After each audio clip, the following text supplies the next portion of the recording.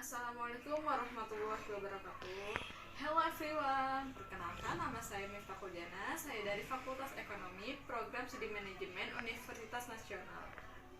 Di sini saya akan menjawab mata kuliah akuntansi biaya dengan berjudul biaya campuran.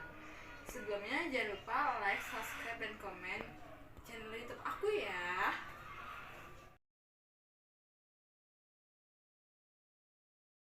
Saya akan menjawab pertanyaan nomor 1.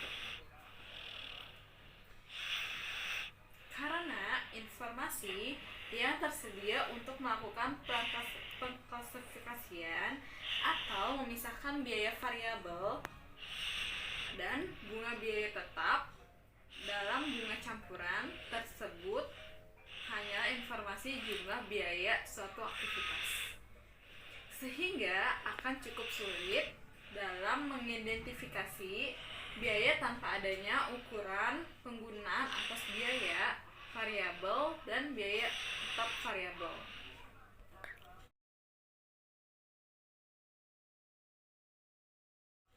Pertanyaan nomor 2, saya akan jawab. Karena grafik scatter secara bertujuan melihat apakah asumsi hubungan linier wajar atau tidak.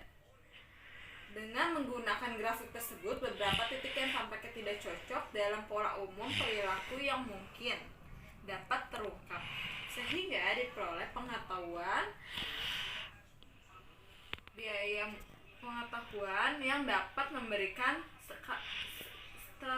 klarifikasi untuk mengeliminasi dan mungkin menuntut pada perkiraan yang lebih baik mengenal fungsi biaya yang mengakolipasikan serta pengetahuan tentang hubungan antara biaya dan penggunaan aktivitas yang akan mempermudah usaha pemisah biaya tetap dan variabel.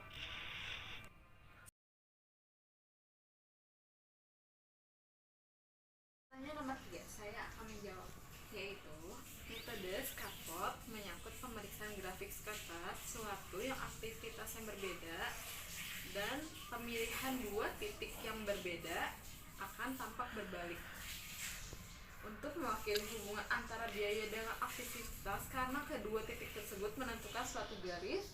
Kedua titik yang terpilih tersebut titik potong tersebut memberikan perkiraan komponen biaya tetap dan kemiringan memberikan estimasi biaya variabel per unit.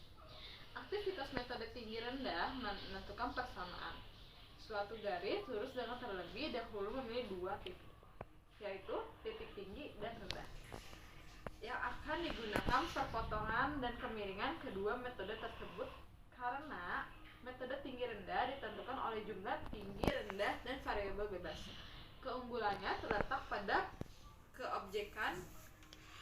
Metode scaffold adalah sesuatu cara yang baik untuk mengidentifikasi non-linearitas outlier dan pengetikan dalam hubungan biaya. Kelemahannya terletak pada subjektif.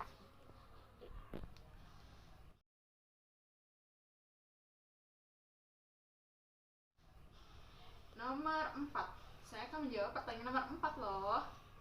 Keunggulan metode scaffold dibandingkan metode tinggi rendah adalah metode scaffold memungkinkan kita untuk melihat data secara visual, dapat menolong manajer menghindari jebakan atas terlihatnya hubungan antara biaya aktivitas yang tidak mungkin terjadi, dan pada hanya memilih dua titik yang tepat mewakili pada biaya aktivitas umum, serta memiliki titik-titik tersebut bukan memiliki outlier.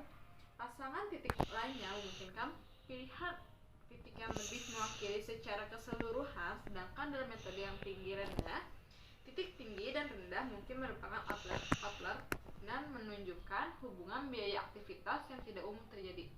Dengan demikian, rumus biaya yang dihitungkan dengan menggunakan dua titik ini tidak akan mencerminkan apa yang biasanya terjadi. Keunggulan metode ini memiliki keunggulan objektivitas. Metode dengan tinggi memungkinkan manajer untuk mendapatkan ketetapan yang cepat mengenai hubungan biaya dengan hanya menggunakan dua titik. Sedangkan dalam metode scaffold tidak ada kriteria objektif untuk memilih garis terbaik.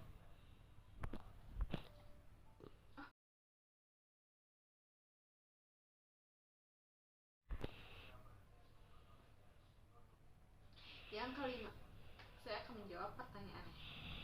Metode kuadrat terkecil adalah metode statistik untuk menemukan suatu garis yang paling sesuai dengan serangkaian data. Metode ini digunakan untuk memecahkan komponen tetap dan variabel dengan biaya campuran.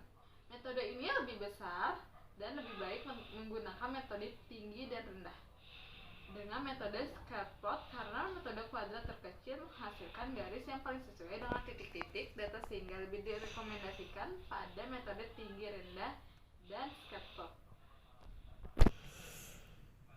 Selebihnya penjelasan jawaban dari saya, kurang lebihnya mohon maaf. Wassalamualaikum warahmatullahi wabarakatuh. Jangan lupa like dan subscribe ya, YouTube